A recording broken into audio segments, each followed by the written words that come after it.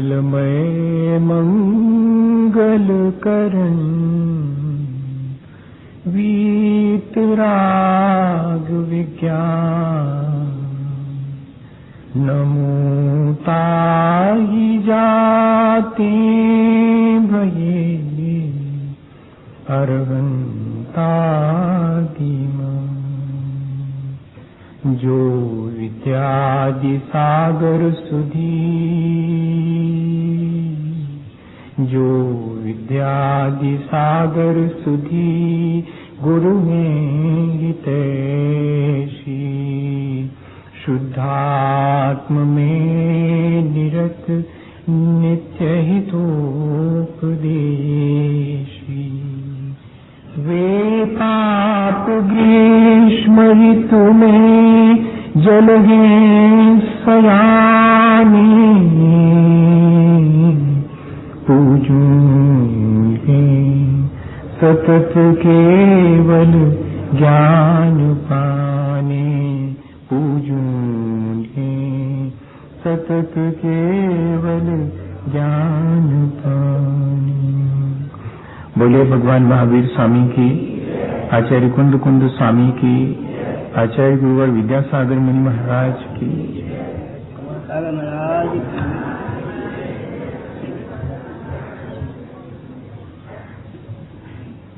हम सभी लोग यहाँ निरंतर सुबह से शाम और शायद पूरे जीवन कोई ना कोई कर्म करते रहते हैं और उन कर्मों का फल भी हमारे जीवन में हमें भोगना पड़ता है। उन कर्मों का फल भोगते समय जैसी हमारी विचारधारा होती है वैसा नए कर्म का संचय भी हमारे साथ हो जाता है। अगर गौर से हम देखें तो कर्म उतना महत्वपूर्ण नहीं है जितना कि उस कर्म के पीछे जो विचारधारा है या कि हमारी जो भाव दशा है वो महत्वपूर्ण है। हम सुबह से जो लोग जस्ट फॉर मॉर्निंग वॉक घूमने जाते हैं, रास्ता वही होता है जिस रास्ते से दोपहर में अपने ऑफिस या दुकान या कि किसी और सांसारिक कार्य से जाते हैं। एक ही रास्ते पर चलने की आने जाने की प्रक्रिया वही है, लेकिन सुबह जिस आनंद के साथ हम उस रास्ते से गुजरते हैं, दोपहर हम एक बहुत बड़ी जिम्मेदारी का बोझ अपने सिर पे लेकर के उसी रास्ते से गुजरते हैं। इतना फर्क है। एक कर्म हम अत्यंत सहज होकर करते हैं, सुबह से घूमने जा रहे हैं, कोई टेंशन नहीं है मन में, बड़ी प्रसन्नता है। दोपहर काम से जा रहे हैं, काम की जिम्मेदारी, काम का बोझ सिर पर है, वैसी भाव दशा अब नहीं है। जबकि हम आने जाने का ठीक वैसा ही जैसा सुबह हमने कार्य किया था वैसा ही दोपहर में कर रहे हैं। तब हम इस निर्णय पर पहुंचते हैं कि हम जो भी कर्म करें उसमें हमारी भाव दशा जरूर हम ध्यान में रखें। कर्म तो सब करना है, सुबह से शाम तक, एक गृहस्थ को भी करना है, एक साधु को भी करना है। दोनों के कर्म कुछ हद तक एक जैसे दिखाई पड़ सकते हैं। आना जाना, खाना पीना, बोलना, उठना बैठना, सोना, यही ना कर्म हम दिन भर में करते हैं। सो श्रावक भी करता है और साधु भी करता है। एक में सहजता है और वीतरागता है, तो बंधन अल्प है और कर्मों का संचय भी अल्प है, बल्कि जो संचित कर्म है वो धीरे धीरे डिसोसिएट भी हो रहे हैं, आत्मा से हट भी रहे हैं। और दूसरी प्रक्रिया है जिसमें बहुत इंडल्ज होकर के, बहुत राग द्वेष से युक्त होकर के, बहुत तनावग्रस्त होकर के, बहुत चिंतित होकर के, मन को मलिन करके और हम कर्म कर रहे हैं, आगे के लिए हमारा संचय भी उतना ही अधिक हो रहा है, और इतना ही नहीं, जो कर्म पहले बांधे थे वे हटे तो बिल्कुल नहीं, बल्कि वे हमारे साथ और अधिक प्रगाढ़ रूप से और अधिक डोमिनेट होकर के हमारे साथ बाइंड अप हो गए। कितनी सीधी सी चीज है अगर हम समझना चाहें तो। हम उतना ध्यान अपने कर्मों पर न दें जो शरीर से किए जाने वाले हैं, उससे ज्यादा हम ध्यान दें जो हम निरंतर अपने मन में विचार करते हैं, और उन विचारों से प्रेरित होकर हम जो वाणी बोलते हैं, उन विचारों से प्रेरित होकर हम जो शरीर से क्रियाएं करते हैं। वाणी और शरीर से होने वाली क्रियाएं हमारे अपने मन से रेगुलेट होती हैं। तो हम क्यों ना अपने मन को ठीक ठीक संभालें। मन ही बंधन का कारण है, मन ही मुक्ति का कारण है। आचार्य भगवंतों में बहुत संक्षेप में बंध और मोक्ष की प्रक्रिया लिख दी। आज अपन इस कर्म बंध की प्रक्रिया का उपसंहार करने जा रहे हैं। रत्तो बंधति कम्मम मुंचदि जीवो विराग संपन्नो एसो जिनोपदेशो तम्हा कम्मेसु मारज्य। एक गाथा में आचार्य कुंद कुंद स्वामी के चरणों में बैठे तो वे कहते हैं कि रत्तो बंधति कम्मम मुंचदि जीवो विराग संपन्नो। यहाँ राग और द्वेष हमारे बंधन का कारण है। हम स्वयं अपने राग द्वेष से बाइंड अप है। कोई हमें यहाँ बंधन में डाल रहा है, ऐसा नहीं है। लगता तो यही है कि जैसे किसी ने हमें इस संसार में, संसार के बंधनों में डाल दिया हो, मजबूर कर दिया हो। अगर ऐसा कुछ होता तो हम तो जाकर के उस व्यक्ति के पास में दया की भीख मांग लेते कि भैया बहुत दिन हो गए, अब तो छोड़ो। लेकिन ऐसा नहीं है। हम ही छूटना चाहें तो क्षण भर में छूट सकते हैं, लेकिन क्या करें, हमारी आदत जगह जगह बंधने की हो गई है। कोई हमें बांधता नहीं है। हमारी आदत स्वयं बंधने की हो गई। हम अपने शरीर से बंधे हुए हैं, हम अपने विचारों से बंधे हुए हैं, अपनी भावनाओं से बंधे हुए हैं। हम अपने परिवार, अपने प्रांत, अपनी भाषा, अपनी जाति, अपने देश, पता नहीं किन किन चीजों से हम बंधे हुए हैं। हमने अपने आप को इन चीजों से बांध लिया है। हम लोग हमेशा कहते हैं कि कमिट करो किसी भी चीज के लिए, तय करो। हम इसी तरह तो अपना बंधन स्वयं अपने हाथ से बांधते हैं। कमिट करना क्या चीज है? बाइंड अप होना है, एक बंधन है, लेकिन वो बंधन बड़ा सुखद मालूम पड़ता है। तय कर लेना सुखद मालूम पड़ता है। महाराज आप तो कह दो क्या करोगे, शाम को क्या करोगे, कल क्या करोगे, आप तो 4 महीने तक का हिसाब बता दो, आगे तक का। हम लोगों को इस तरह के बंधन में रुचि है। हम प्रतिक्षण उन्मुक्त होकर के सहज भाव से जीना पसंद नहीं करते। हम आगे तक का हिसाब बना के फिर उसके बाद वर्तमान में जीने की कोशिश करते हैं। और सारा झगड़ा संसार का इतना ही है।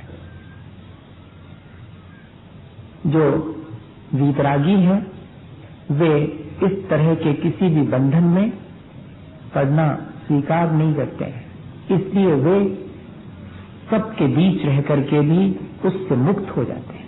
रत्तो बंधति कम्मम मुंचदि जीवो विराग संपन्न। उसी संसार में रह करके कोई मुक्त भी हो सकता है क्या?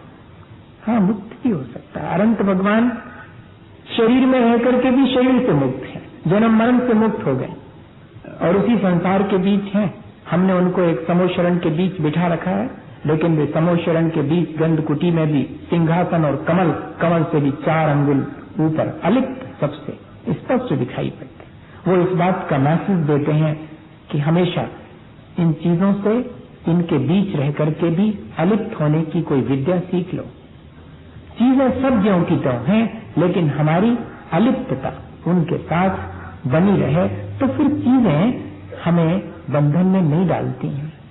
हम स्वयं बंधन स्वीकार कर लेते हैं। आचार्य महाराज से जब भी कोई पूछता है, अक्सर लोग पूछा करते हैं, वो बड़े मजे के जवाब देते हैं आचार्य श्री।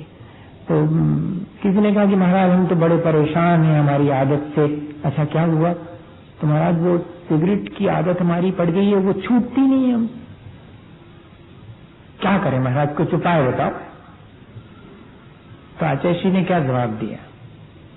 अरे कोई ज्यादा कुछ नहीं करना है, ज्यादा कठिन काम थोड़ी है, आप ऐसा कर दिया करें, दोनों उंगलियों को ऐसे जोड़ा मत करें, दोनों उंगलियों को ऐसे खाली छोड़ दिया करें, देखें क्या होता है।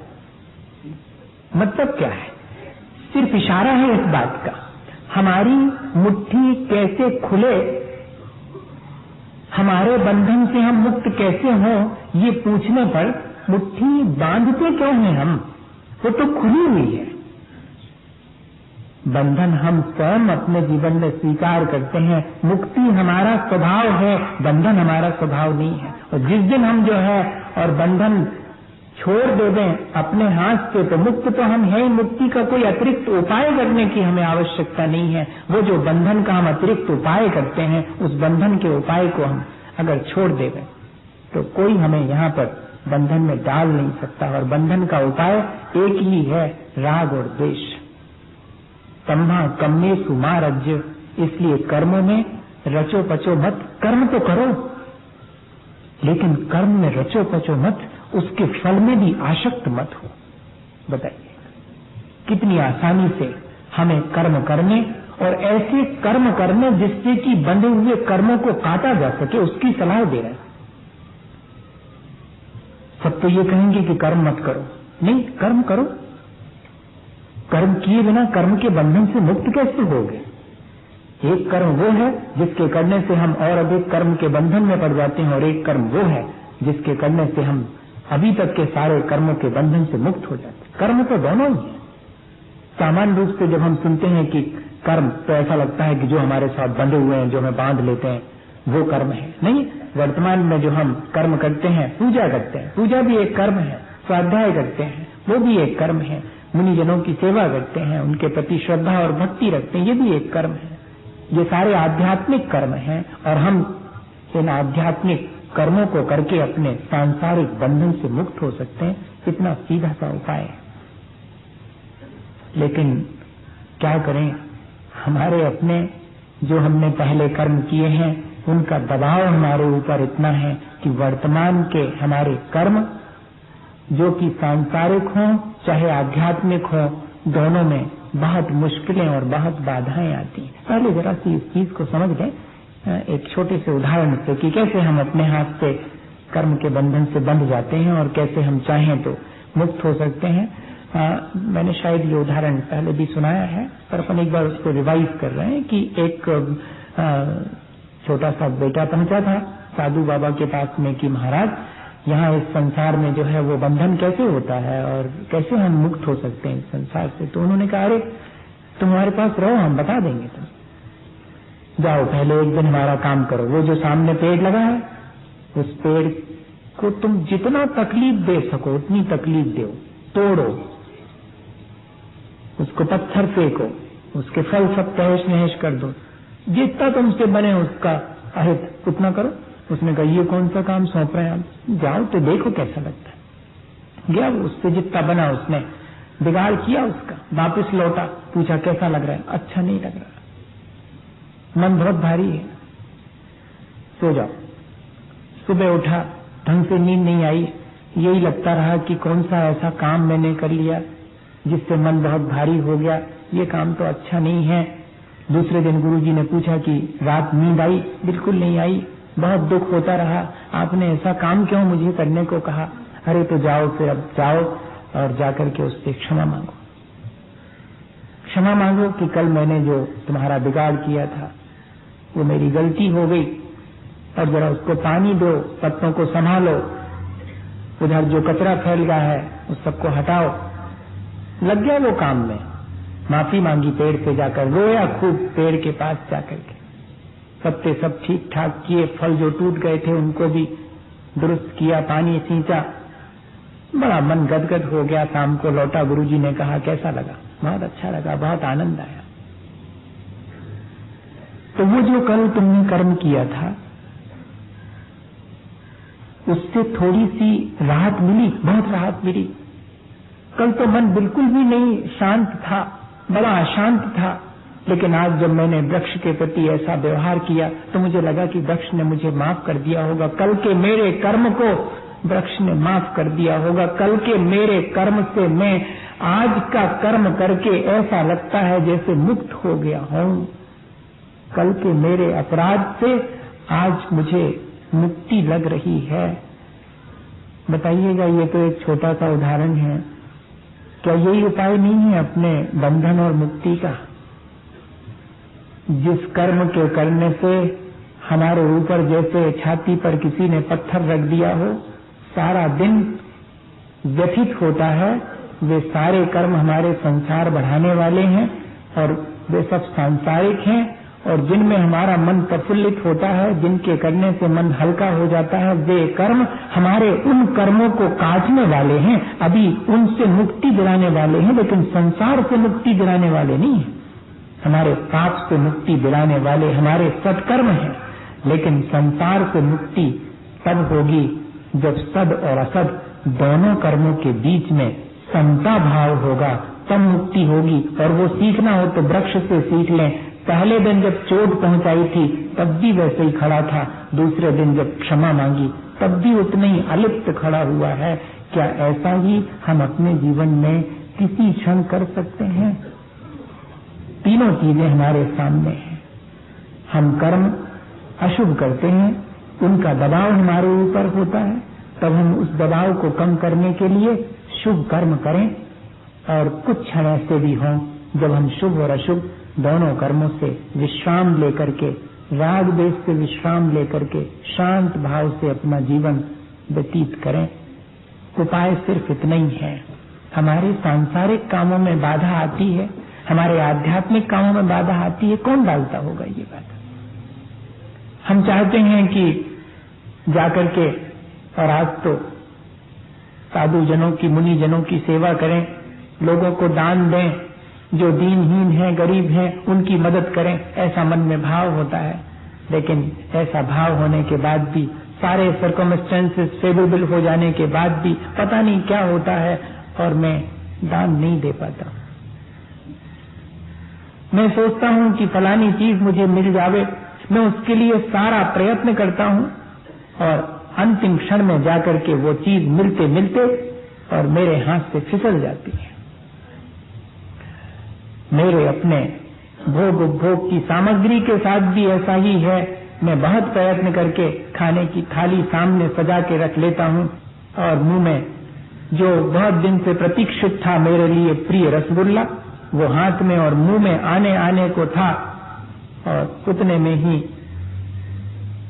मोबाइल पर घंटी बज गई और एक ऐसी खबर जिसने कि उस रसगुल्ले को मुझे वहीं के वहीं रखने को मजबूर कर दिया और उठ करके मुझे उस काम के लिए जाना पड़ा। ये मेरे भोग की सामग्री में बाधा किसने डाल दी? मेरे उपभोग की सामग्री में बाधा कौन डालता है? मैं बहुत उत्साहित होकर के किसी धर्म के कार्य को करने के लिए निकलता हूं और बीच रास्ते में मुझे कोई ऐसी चीज घेर लेती है कि मैं उससे विमुख होकर के वापस फिर लौट जाता हूं। सारा उत्साह खत्म हो जाता है, मैं निरुत्साहित हो जाता हूं। ऐसा कौन सा मेरे भीतर ऐसा कौन सा परिणाम या मेरे भीतर ऐसा कौन सा कर्म पड़ा हुआ है जो मेरी इन सब चीजों में बाधा डालता है? होगा तो कोई ना कोई, ऐसा तो हो ही नहीं सकता। विघ्न कारणम अंतरायस्य। आचार्य भगवंतों का एक ही सूत्र है। सारे कर्मों में जैसे मौनी कर्म अत्यंत प्रबल है, ऐसे ही सबसे छिपा हुआ और अचानक हमारे सामने आने वाला कर्म अंतराय कर्म है। सकल गेय गायक तदपि निजानंद रसलीन, सो जिनेन्द्र जयवंत नित अरि रज रहस विहीन। अरि के मायने शत्रु, सबसे बड़ा शत्रु मौनी कर्म, और धूल के समान हमारे ज्ञान दर्शन को आवृत करने वाला रज अर्थात धूल, ज्ञानावरण और दर्शनावरण, और रहस्य मिस्ट्री जिसको कहते हैं, कब आएगा पता नहीं, रहस्य है, उसे कहते हैं अंतराय। अंतराय अत्यंत रहस्यमय है। हम सारी इंतजाम कर लेते हैं और अचानक ऑल ऑफ सडन जिसको कहते हैं, हमें कहने को मजबूर होना पड़ता है कि इन स्पाइट ऑफ मी, मेरे बावजूद, मेरी सारी तैयारों के बावजूद सब धरा रह गया वहीं के वहीं। करो क्या करते, और कहीं से पता नहीं लगता, थोड़ा इंडिकेशन हो जाता कि ऐसा होने वाला है। नहीं, असाता के उदय में तो थोड़ा सा पता लगता है कि बस अब असाता आने वाली है, लेकिन अंतराय के उदय में पता नहीं लगता है कि कब क्या स्थिति बनेगी। और वो कर्म भी हमने अपने लिए स्वयं बांधा है। तो बांधते कैसे हैं ये देख लें हम, तब फिर वो उदय में आकर के अपना फल देता है, ये तो दिखाई पड़ता है, लेकिन कब बन जाता है ये दिखाई नहीं पड़ता, और कब फल देगा ये भी दिखाई नहीं पड़ता। जब फल दे चुकता है तब दिखाई पड़ता है कि अरे ये। कितनी बार हमारे जीवन में हम ये अनुभव करते हैं, कितनी बार इस चीज को हमने अपने जीवन में स्वयं झांक करके देखा है कि कितना मन होता है कि दान दे दे। 4 पैसे हाथ में भी हैं, लेकिन इतने जल्दी मन बदल जाता है। देने का मन जितनी देर से होता है, नहीं देने का उतने जल्दी हो जाता है। धर्म करने का उत्साह जितनी मुश्किल से होता है, निरुत्साहित हम उतनी जल्दी हो जाते हैं। जरा सा किसी ने कह दिया, श्रद्धा बड़ी मुश्किल से जमती है, और किसी ने जरा सी बात कह दी, श्रद्धा 1 मिनट में, हाँ ठीक। ये क्या चीज है? ये अंतराय कर्म है। इस पर हमें विचार करना चाहिए। अगर हमारे जीवन में ये हमें दुख दे रहा है अंतराय कर्म, तो वो हमारे अपने कौन से परिणाम होंगे जिससे कि हमारे साथ ये बंध गया है। तब हम आसानी से उन परिणामों से वर्तमान में बच करके आगे के लिए अपने अंतराय को टाल सकते हैं। महाराज कुछ उपाय बताओ, कोनो मंत्र दे दो, बड़ी मुश्किल है, आर्थिक रूप से बिल्कुल मुश्किल में है, दुकान ठीक से नहीं चलती है, जहां हाथ लगाओ वहीं पर जो है बिगाड़ होता है। कोशिश तो बहुत कर रहे हैं, पुरुषार्थ बहुत कर रहे हैं, लेकिन 2 जून का भोजन बा मुश्किल मिल रहा है। आप कुछ बताओ तो। भैया, किसी से पूछने जाने की आवश्यकता नहीं है, न कोई इसके लिए कुछ मदद कर सकता है। अगर कोई मदद कर सकता है, कोई उपाय हो सकता है, तो अपने परिणामों को हम संभाल लेवें तो हमारे अंतराय कर्म आसानी से दूर हो सकते हैं। जब सांसारिक चीजों में बाधा आती है, तब भी आध्यात्मिक कर्म करने की सलाह दी गई, और जब आध्यात्मिक कर्म करने में बाधा आती है, तब और अधिक आध्यात्मिक कर्म करने की सलाह दी गई। आचार्य महाराज कहते हैं कि देखो तो, दुकान पर हर 1 मिनट के अंदर सामान लेने उठाने धरने के लिए सैकड़ों बार उठता है एक व्यक्ति, और अगर उससे कहा जाए कि खड़े होकर पूजा करो तो कहते गोड़ों में दर्द होता। वाह भैया, अच्छे से बैठ करके जाप दे लो, कितनी वो दर्द होता बहुत, हम 5 मिनट ज्यादा बैठ नहीं सकते हैं। अच्छा, और वहां दुकान पर इसके मायने क्या है? इसके मायने हैं कि मैंने ऐसा खोटा कर्म बांध लिया है जो मुझे संसार बढ़ाने में तो बाधा नहीं डालता, मेरे संसार को घटाने वाले कार्यों में बाधा डालता है। वो मुझे सलाह देता है भीतर बैठा बैठा, इसमें आनंद है, दूसरी इतनी चीज नहीं है। वो कर्म ही सब कुछ करता है ऐसा नहीं, हमारे वर्तमान का इंटरेस्ट भी उसके साथ। जैसा हमने अपना स्वभाव बना लिया होगा वर्तमान में, जिस चीज में हमें रुचि आती होगी वो चीज आसानी से हम कर पाएंगे, बाकी चीजों में मुश्किलें खड़ी होंगी। ये भी ध्यान रखना, ऐसा नहीं समझना कि मुश्किलें सब हमारे पुराने कर्मों से ही खड़ी होती, अपने वर्तमान के कर्मों से भी हम अपने जीवन में मुश्किलें खड़ी करते हैं, ऐसा नहीं समझना। हम लापरवाही करें और कर्म को दोष देवें कि क्या करें, हमें बाधा पड़ रही है, अब अपन खुद ही प्रयत्न नहीं करें कर्म के बारे में तो तब कहा जाएगा जबकि सारे प्रयत्न करने के बाद, सारी सिचुएशन फेवरेबल होने के बाद फिर काम बिगड़ जाता है, तब फिर मानना पड़ेगा कि कोई ऐसा कर्म मेरे साथ जुड़ा हुआ है जो मुझे बाधा डाल रहा है। आज तक मुक्ति दिलाने वाला कोई कर्म नहीं हुआ है। कोई कर्म 148 कर्म प्रकृतियों में जिसके उदय में मुक्ति हो जाए है? किसी ने पढ़ा हो तो बताए। कर्मकांड पढ़ने वाले तो बहुत होंगे लोग, नहीं? 148 कर्म प्रकृतियों में कोई भी ऐसा कर्म नहीं है जिसके उदय में मुक्ति हो जाए। तीर्थंकर प्रकृति का उदय भी हो तब भी बैठे रहो, सबको उपदेश दो, अब मुक्त नहीं हो सकते जब तक तीर्थंकर प्रकृति का उदय है। हाँ, कोई भी कर्म का उदय मुक्ति नहीं दिलाता, मुक्ति में बाधा जरूर डालता है कर्म का उदय। हम ये सोचें कि हमारी मुक्ति में कोई कर्म का उदय आएगा, नहीं। मुक्ति हमारी हमारे पुरुषार्थ से होगी। पुरुषार्थ में बाधा डाल सकता है कर्म।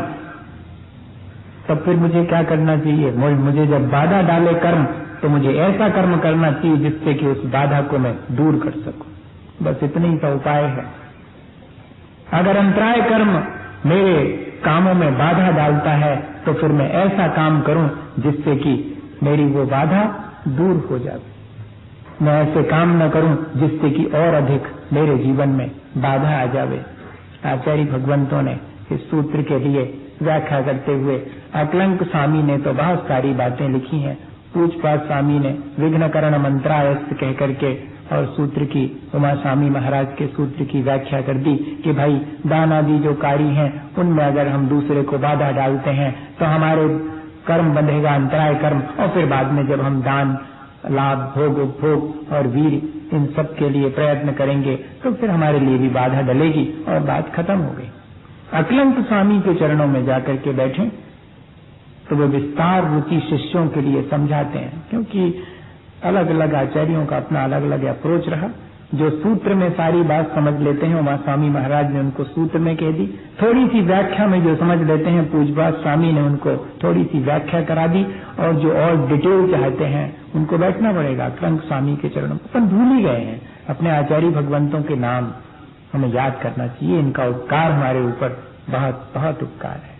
बता रहे हैं कि दान आदि में विघ्न डालने से स्वयं अंतराय बनता है, लेकिन इतना ही नहीं, हमारे आगे भी दान आदि में अंतराय हमें स्वयं उत्पन्न होता है। दूसरे के दान आदि में बाधा डाली है हमने, हम निमित्त बने हैं उसके अंतराय में, उसके तो किसी कर्म का उदय है,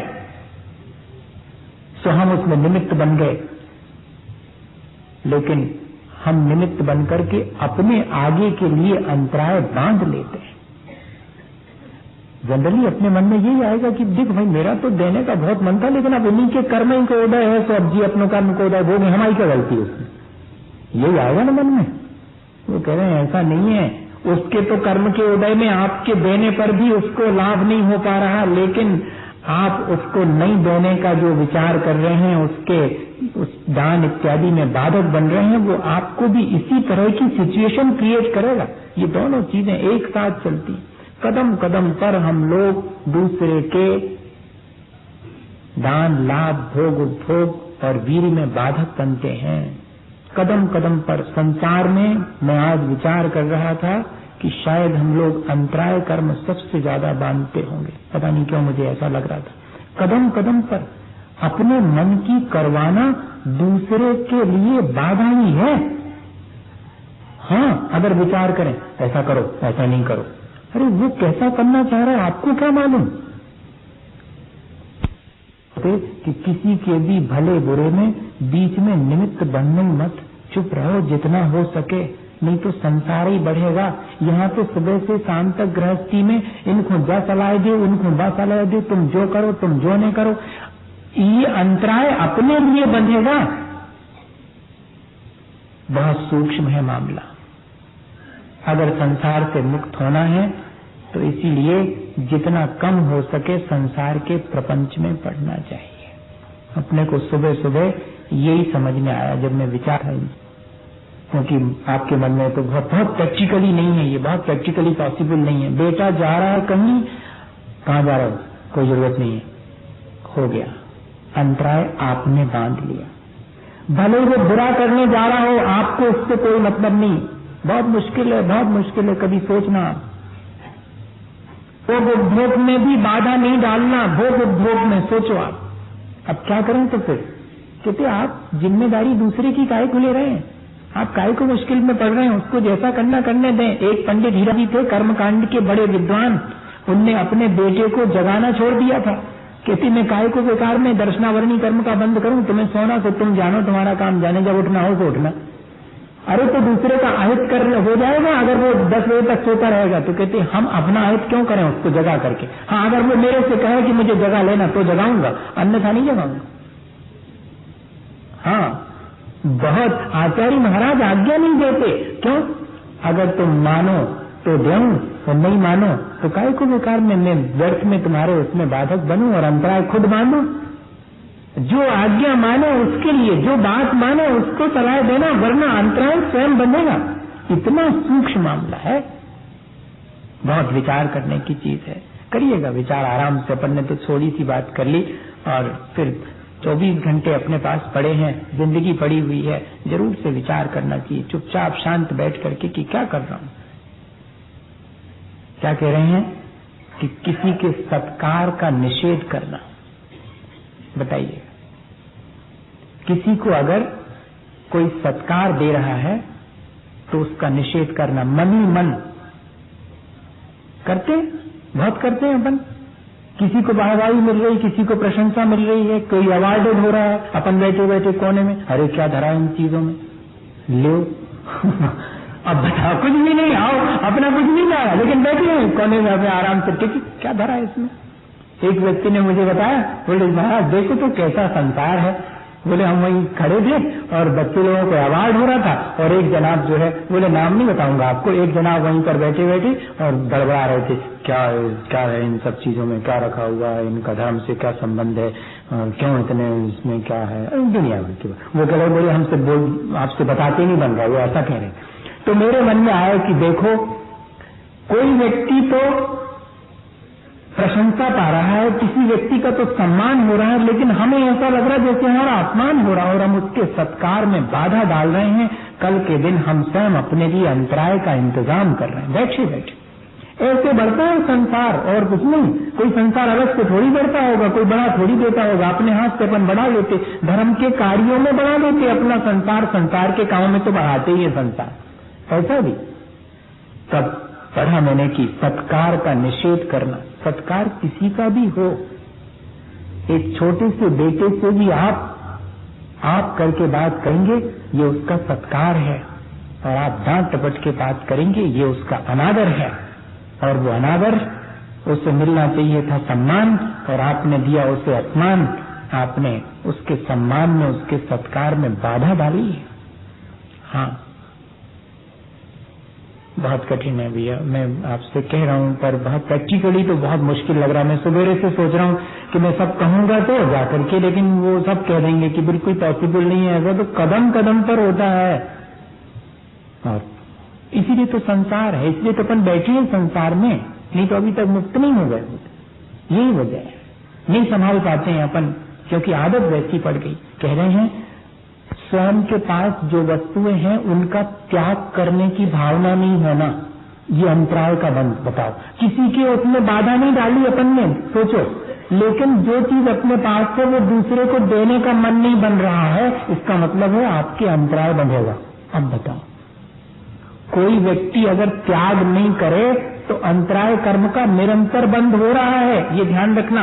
इसलिए बहुत लोग पूछते हैं कि हम तो रात में खाते ही नहीं है, लेकिन हम कोई जरूरी है कि त्याग करें, हम तो वैसे ही नहीं खाते। मत करो त्याग, आप भले ही नहीं खाते लेकिन अंतराय का बंध निरंतर हो रहा। त्याग कर सकते थे और त्याग नहीं किया, इसलिए निरंतर अंतराय का बंध हो रहा। भले ही आप नहीं करते, बहुत सी ऐसी चीजें जो अपन नहीं करते, लेकिन उनका त्याग कराया क्या अपन ने? नहीं करा, करते भी नहीं है और त्याग भी नहीं करा। तो कह रहे हैं कि अगर त्याग नहीं करा तो निरंतर अंतराय कर्म का बंध होता चला जाता है। बहुत सूक्ष्म है। दूसरे के वैभव को देख करके विस्मृत होना, सम्यक दृष्टि दूसरे के वैभव को देख के विस्मृत नहीं होगा। वो कहेगा पुण्य का फल है, ठीक है, बढ़िया है, विस्मृत होने की आवश्यकता नहीं। विस्मृत होने से क्या होता है, भीतर भीतर धीरे धीरे करके उसके धन पैसे से ईर्ष्या जागृत होती, फिर बाधा डालने की इच्छा होती। इसलिए विस्मृत नहीं होना। मुनि महाराज भी जब अपनी तपस्या के फलस्वरूप किसी के वैभव को देखकर, नारायण इत्यादि के वैभव को देख के विस्मृत होते हैं, मन में विचार आता कि मुझे भी ऐसा मिले, तो सारी तपस्या के फलस्वरूप उतना ही सा फल मिलके रह जाता जितने नारायण प्रति नारायण के ये जो पद हैं वो मुनि बन करके अत्यंत तपस्या करने पर, ऐसा निदान कर लेने पर प्राप्त होते हैं। ये ध्यान रखें। ये यही है कि दूसरे का वैभव देख करके चकित मत होना, विस्मृत मत होना, अन्यथा आप कल के दिन मन में वही चाहेंगे अपनी तपस्या के फलस्वरूप भी, और ये अंतराय के बंध का कारण है। उतनी सी चीज मिल जाएगी, बहुत मिल रही थी, थोड़ी सी मिल करके रह जाएगी। ऐसा बहुत होता अपन लोगों के जीवन में।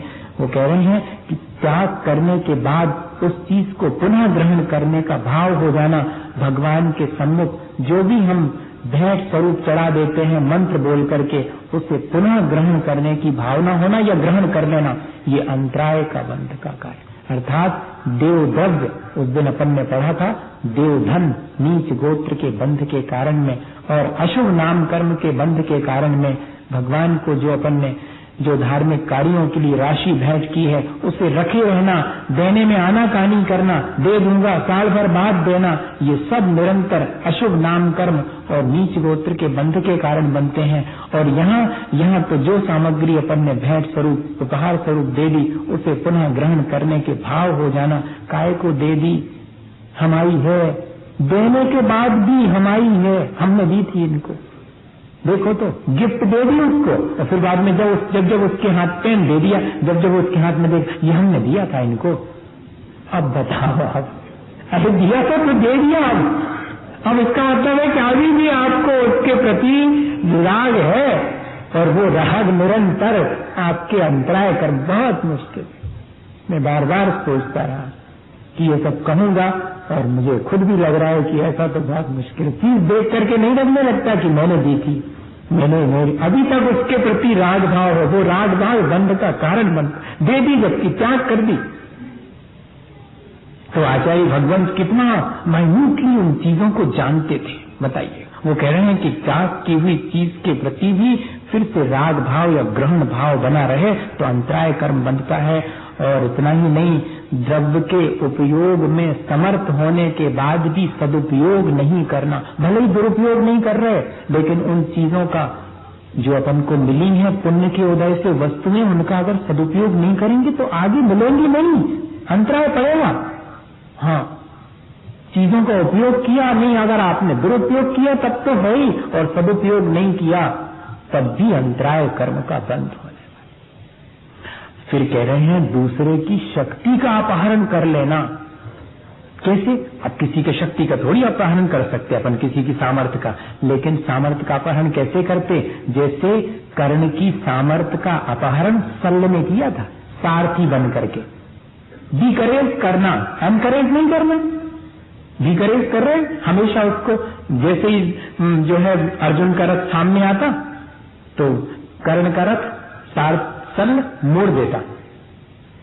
कर्ण कहता कि अरे अर्जुन से सामना करवा। अरे तू क्या करेगा सामने, एक ही बाण में मर जाएगा, इसलिए बचा रहा हूं तेरे को। इतना दल किया उसको।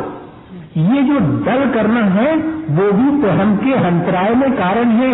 अपन दूसरे को किस तरह से हतोत्साहित करते हैं, उसकी शक्ति को ऐसे छीन लेते हैं, उसकी सामर्थ्य होने के बाद भी हतोत्साहित कर देना।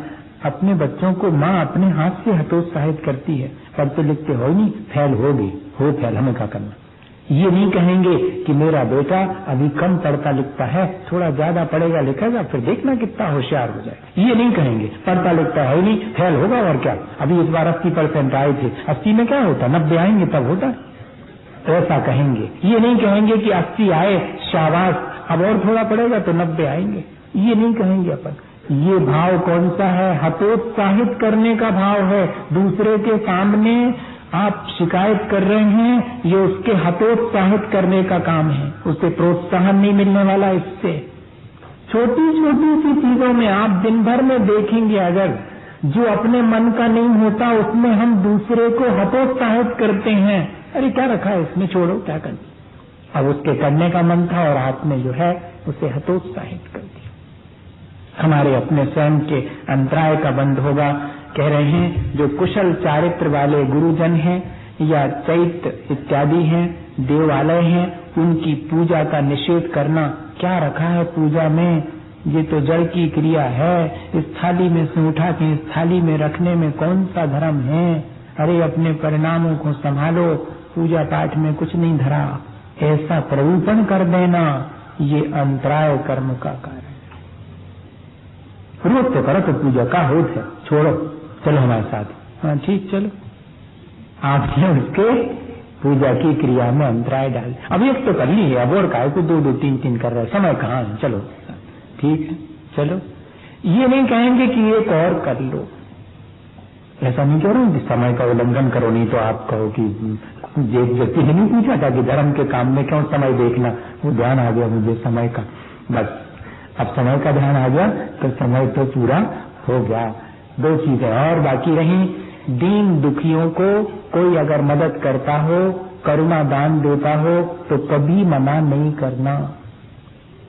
हाँ, अरे वो तो उसका दुरुपयोग करेंगे, करो तो करो, हमारे सामने तुमने हाथ फैलाए हैं, हम धर देंगे, अब तुम जो करो उसका तुम जानो, हमें क्या कर। कभी भी दूसरे को दीन दुखी जीवों की मदद करने से और कभी विचलित नहीं करना, आर्गुमेंट नहीं देना कि क्या होता है इन सबसे। एक उदाहरण है, जब सत्याग्रह हो रहा था देश में गांधी जी के नेतृत्व में, तब सत्याग्रहियों के लिए और एक वृद्ध बाबा रेल के डिब्बे में चढ़ करके थोड़ा थोड़ा पैसा मांग रहे थे। और उन दिनों पैसा कोई चोरी का और इसका ज्यादा वो नहीं था, तो एक कनस्तर में, खुला हुआ कनस्तर है, उसके अंदर जो देता था वो डाल देते थे, उसी में रसीद बंदी रखी थी। बाबा जी को ज्यादा दिखता नहीं था, भैया अपने हाथ से लिख दो कितने रुपये सत्याग्रहियों को दिए, 5 रुपये, 5 की रसीद अपनी ले लो, उसी में रसीद बंदी रखी, उसी में सब पैसे रखे। एक चोर ने देख लिया कि है तो बढ़िया चीज, इतने सारे कनस्तर भरे 1 मिनट में मिल जाएंगे, बाबा जी को क्या ज्यादा दिखता भी नहीं है, और एक धक्का देंगे तो काम हो जाएगा। अब उसको ये थोड़ी मालूम था कि ये पैसा इसलिए हो रहा है। देखना, हम चाहें तो अगर हमसे गलती हो भी जाए, किसी के अच्छे काम में हम बाधक बन भी जाएं तो तुरंत संभाल सकते हैं। दोनों चीजें इस उदाहरण में हैं। एक तो बाधक नहीं बनना चाहिए, कभी बाधक बन जावे तो तुरंत संभाल लेना चाहिए कि भैया हमारा भाव ऐसा नहीं है, आपको जैसा करना वैसा करो, हम काहे को विकार में बाधक बने आपके उसमें। छोटे छोटे से कामों में, खाने पीने और पहनने ओढ़ने से लेकर के सब जितने काम है संसार के, सब में। अब उसमें तो उसको देर क्या लगना थी, उस चोर को, बाबा जी जरा यहाँ वहां हुए, कनस्तर उठा लिया और उतर गया वो तो ट्रेन में से। अब उसने जाकर के जब देखा तो वो बंदी देखी सत्याग्रहियों की, मन में बड़ी कचोट हुई। अरे ये तो मैंने इतने भले कार्य में बाधा डाल दी, इससे तो पूरा का पूरा इतना बड़ा कार्य ही रुक जाएगा। मुझे तो 100-500 रुपए मिलेंगे, लेकिन इतना बड़ा कार्य रुक जाएगा। अब क्या करूं क्या करूं। भाग दौड़ करके जैसे तैसे उसी ट्रेन को उसने फिर पा लिया, उसी डिब्बे को ढूंढ करके उस बाबा जी के पास जाकर वो कनस्तर ज्यों का त्यों धरा। और इतनी नहीं, दिन भर में जितनी चोरी करी थी वे सब पैसे भी उसी में डाल दिए, आगे से कान पकड़े कि अब चोरी नहीं करूंगा। बताइए आप, कभी कभी ऐसा कोई कार्य हमारे जीवन में हो जाता है, भला कार्य, जिससे कि हमारे जीवन के सारे बुरे कर्म भी और नष्ट हो सकते हैं। हमें हमेशा इस तरह के कार्यों में, जो कि परोपकार के कार्य हैं, उनमें तो बाधा कभी डालनी ही नहीं चाहिए। और कभी कदाचित परोपकार के कार्यों में बाधा अपने से पड़ जावे तो तुरंत संभाल लेना चाहिए और हमेशा